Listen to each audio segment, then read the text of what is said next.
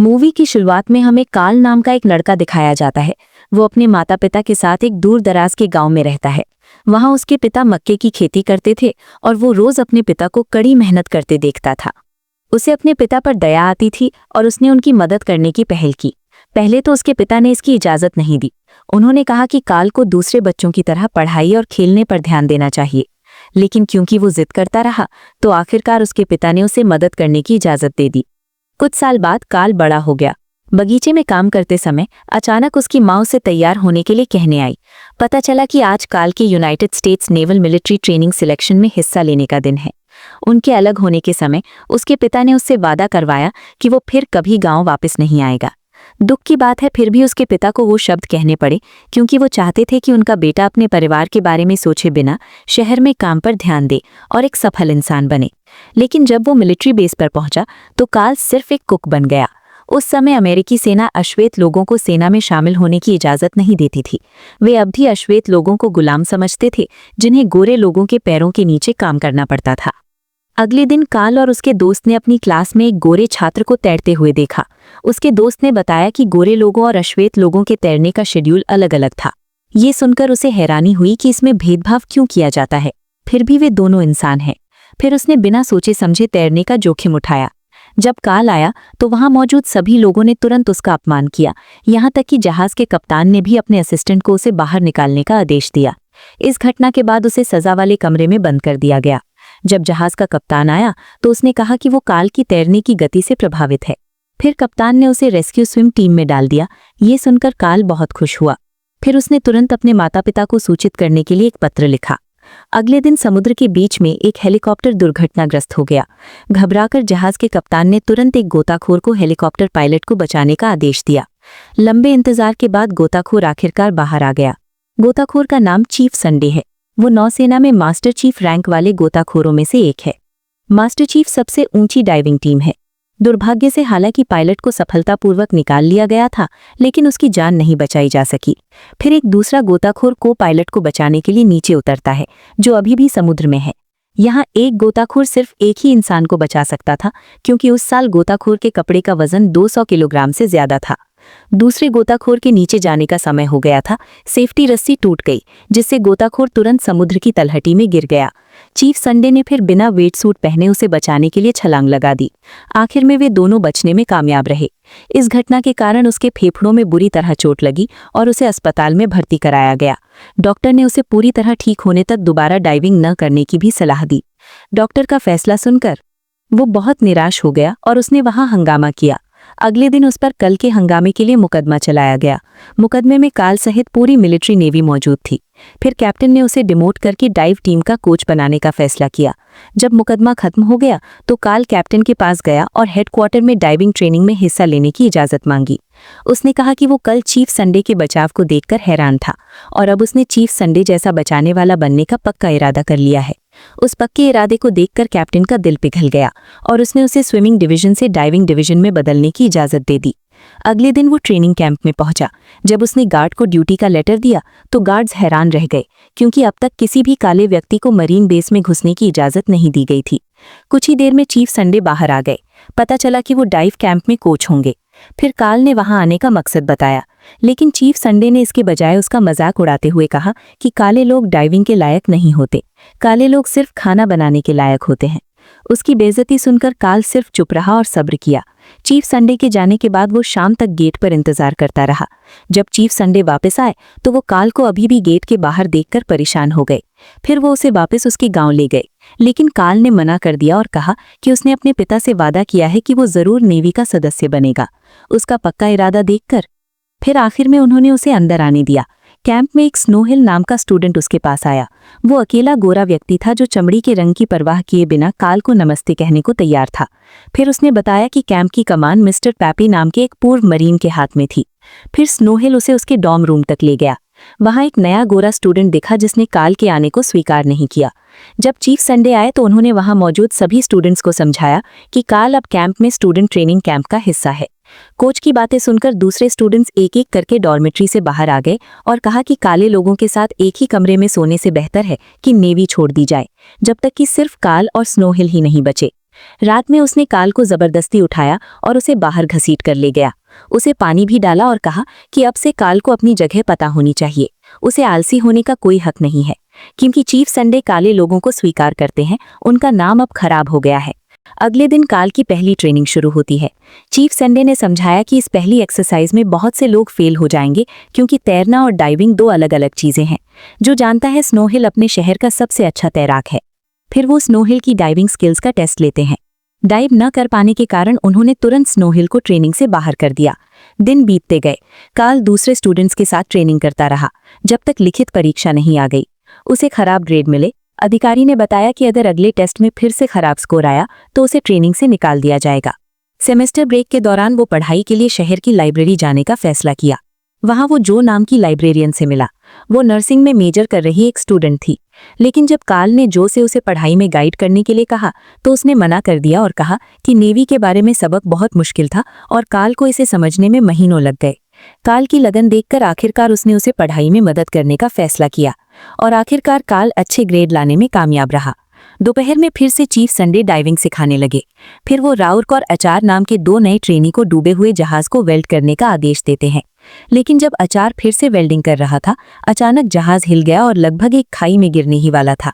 घबराहट में ऊपर से सभी ने राउर्क और अचार की मदद के लिए चिल्लाने की आवाज सुनी।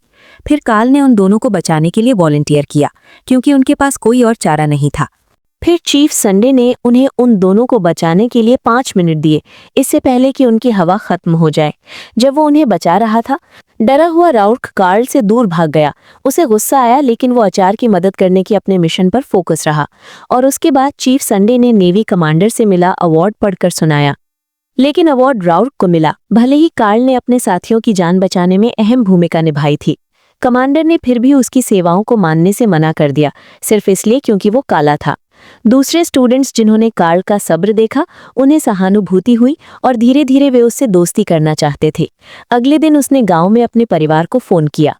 कॉल पर उसकी मां ने उसे बताया कि उसके पिता की मौत हो गई है। ये खबर सुनकर वो बहुत दुखी हुआ। उसकी मां ने उसे बताया कि उसके पिता ने जानबूझकर उसे अपनी बीमारी के बारे में नहीं बताया था, ताकि कार्ल अपने पिता की हालत की चिंता किए बिना पढ़ाई पर ध्यान दे सके और अपने लक्ष्य हासिल कर सके, जो बहुत बीमार थे। फिर उसने जो को अपने साथ आने के लिए कहा। इंतजार करते समय कार्ल के पास एक महिला आई। पता चला कि वो चीफ संडे की पत्नी है। कार्ल को रोते हुए देखकर चीफ की पत्नी ने कहा कि उन दोनों की किस्मत एक जैसी है। फिलहाल वो भी अपनी शादी के दिन की वजह से दुखी है। चीफ संडे ने इसके बजाय अपने पार्टनर के साथ पार्टी करना चुना। फिर वो कार्ल को उस बार में ले जाती है जहां उसका पति पार्टी कर रहा था। जब वे बार में पहुंचे, अचानक नेवी के सभी सदस्यों ने कार्ल को देखा और इसकी रिपोर्ट चीफ संडे को दी। चीफ ने तुरंत कार्ल को डांटा और कहा कि काले लोग वहां रहने के लायक नहीं हैं। अपमान सुनकर उसे गुस्सा आया और पहली बार उसने अपने कोच के खिलाफ जाने की हिम्मत की। भावना में आकर उसने कहा कि उसका कोच उससे जलता है क्योंकि वो उससे बेहतर है। जब जो बार में थी, वो हंगामे से हैरान थी। चीफ संडे ने फिर कार्ल को पानी के अंदर सांस रोकने की रेस का चैलेंज दिया। अगर कार्ल हार जाता है तो चीफ उसे ट्रेनिंग कैंप से निकाल देगा, लेकिन अगर कार्ल जीत जाता है, वो स्नो हिल को वापस कैंप में आने देगा। कार्ल, जो अपने कोच के सभी अपमानों से बहुत तंग आ चुका था, उसने तुरंत चैलेंज स्वीकार करने का फैसला किया। आखिरकार कार्ल जीत गया। मैच खत्म होने के बाद कार्ल हैरान था कि जो कहीं नहीं दिख रही थी। वो तुरंत उसके पीछे भागा। फिर वो पूछता है कि जो क्यों चली गई। उसने बताया कि वो वहां अलविदा कहने आई थी क्योंकि उसे शहर के बाहर नौकरी मिल गई थी और वो कल जा रही थी। ये सुनकर वो हैरान रह गया। फिर उसने बिना सोचे समझे जो को प्रपोज कर दिया। उसने वादा किया कि ट्रेनिंग पूरी होने के बाद वो उससे मिलने जरूर जाएगा। अगले दिन मिस्टर पैपी ने चीफ संडे को बुलाया। उन्होंने चीफ से कहा कि कल के एग्जाम में कार्ल को पास ना होने दे, चाहे कुछ भी हो जाए। मिस्टर पैपी नहीं चाहते थे कि कोई भी अश्वेत व्यक्ति कैंप से ग्रेजुएट हो। हालांकि वे दोनों कार्ल को पसंद नहीं करते थे, लेकिन चीफ को मिस्टर पैपी का अपनी पोजीशन का गलत इस्तेमाल करना पसंद नहीं था। कल की घटना के बाद उसे एहसास हुआ कि कार्ल उससे कहीं बेहतर है, लेकिन फिर भी वो अपने सीनियर्स के आदेशों को मना नहीं कर सका। फिर उसने ये आदेश कार्ल को बताया। वहां उन दोनों में बहस हुई क्योंकि कार्ल अभी भी एग्जाम देना चाहता था। भावुक चीफ ने तुरंत वो रेडियो पटक दिया जो कार्ल के पिता ने उसे दिया था। अपने पिता की दी हुई एकमात्र चीज को टूटा हुआ देखकर कार्ल बहुत दुखी हुआ। अगले दिन जब सभी पार्टिसिपेंट्स तैयार हो रहे थे, अचानक कार्ल आया। फिर उसने अपने कोच को आत्मविश्वास से भरी नजरों से देखा। वो नजर देखकर आखिरकार चीफ के पास कोई चारा नहीं था और उसने उसे एग्जाम देने की इजाजत दे दी। सभी पार्टिसिपेंट्स के तैयार होने के बाद एग्जाम शुरू हुआ।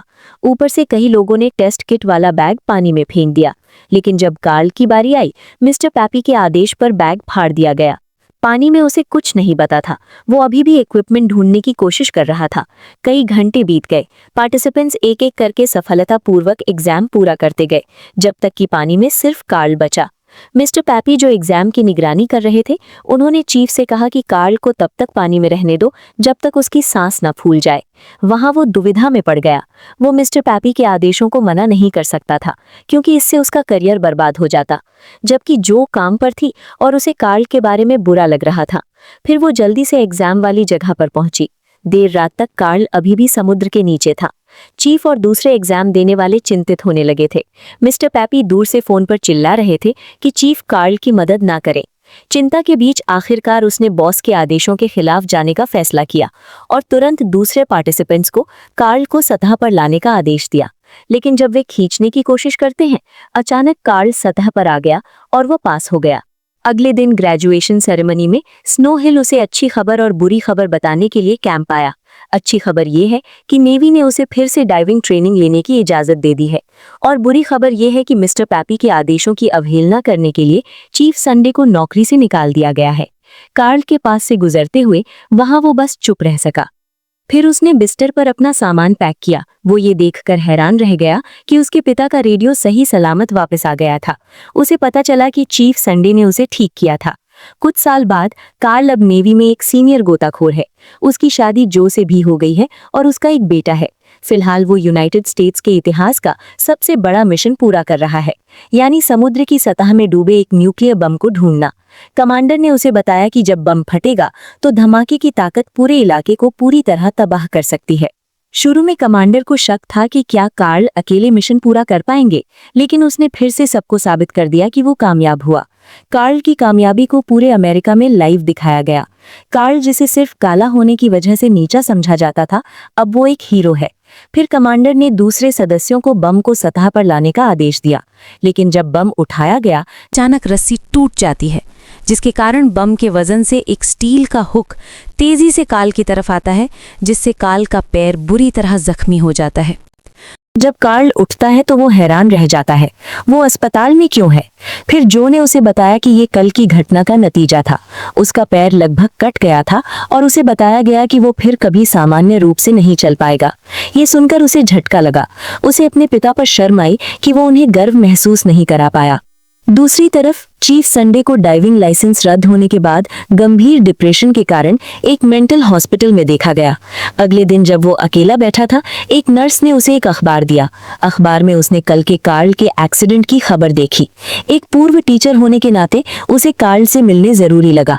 अस्पताल में कमांडर और उसके असिस्टेंट कार्ल से मिलने आए। कुछ देर बाद हैंक्स नाम के नेवी कैप्टन भी आया। वहां कार्ल ने ठीक होने पर काम पर लौटने की भीख मांगी, लेकिन उसकी मौजूदा हालत देखकर कैप्टन हैंक्स ने हिचकिचाते हुए कहा कि वो अब कभी दोबारा डाइव नहीं कर पाएगा। कैप्टन हैंक्स की बातें सुनकर उसने एक अखबार की कहानी दिखाई, जिसमें एक गर्व करने वाले एयरफोर्स पायलट के बारे में था, जिसके पास सिर्फ एक पैर था। उसने कैप्टन हैंक्स से कुछ हफ्ते का समय मांगा ताकि वो साबित कर सके कि वो भी पायलट के फर्ज निभा सकता है और नेवी का गौरव बन सकता है। उसने डॉक्टर से अपना पैर काटने के लिए भी कहा ताकि उसके मिशन में कोई रुकावट ना आए। जब सब चले गए तो जिसने उनकी बातचीत सुन ली थी, तुरंत कार्ल को डांटा और उसकी जबरदस्ती की इच्छा का विरोध किया। वहां कार्ल दुविधा में पड़ गया कि उसे अपने सपने को छोड़ देना चाहिए और अपने छोटे परिवार के साथ एक सामान्य जिंदगी जीनी चाहिए, या अपने सपनों का पीछा करते रहना चाहिए। मन पक्का करने के बाद आखिरकार उसने फिर से अपने सपने का पीछा करने का फैसला किया। सर्जरी से ठीक होते समय उसने सिर्फ एक पैर पर रहने की आदत डालनी शुरू कर दी। प्रैक्टिस करते समय चीफ अंदर आता है और कहता है कि कल जब उसने कार्ल के बारे में खबर पढ़ी तो उसे लगा कि उन दोनों की किस्मत एक जैसी है, यानी कि वे दोनों इसलिए निराश थे क्योंकि वे अब और डाइव नहीं कर सकते थे। लेकिन एक पूर्व टीचर होने के नाते वो जानता था कि कार्ल कौन है। चीफ की नज़र में काल एक ऐसा आदमी है जो कभी हार नहीं मानता। फिर उसने नेवी अधिकारियों को उसे डाइविंग पर लौटने देने के लिए मनाने की कोशिश करने का वादा किया। वो सर्जरी के बाद ठीक होने के समय में भी उसकी मदद करेगा। कॉन्फ्रेंस का दिन आ गया है, नेवी में काल की किस्मत तय करने का दिन। बदकिस्मती से दरवाजे पर एक गार्ड ने चीफ को कोर्टरूम में घुसने से रोक दिया। काल की कुछ सवालों के जवाब देने के बाद कैप्टन हैंक्स ने एक गार्ड को वेट सूट लाने का आदेश दिया। उसने काल को चुनौती दी कि अगर वो 200 किलोग्राम से ज्यादा वजन वाले वेट सूट में 12 कदम चल सकता है तो वो उसे फिर से डाइवर बनने देगा।